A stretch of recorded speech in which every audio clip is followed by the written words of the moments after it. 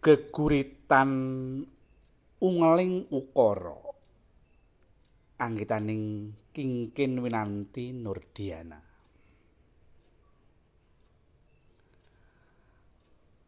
Lathi iku mung ana siji, dijaga kanthi pangati-ati. Kocap pangucap merak ati. Merga ajining diri ana ing lathi. Nata basa yen arep matur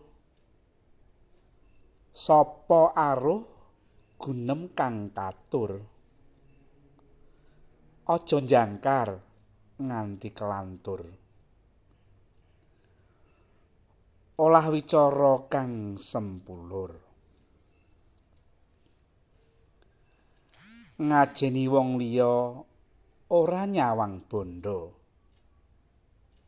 Kinarya eling mundi tata krama.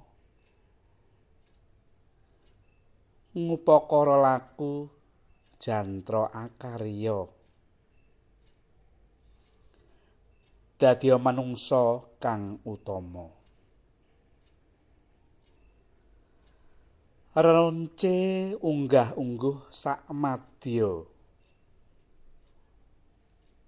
Nadyan angel dilakoni yen wus kulina bakal cinipta dadi budaya.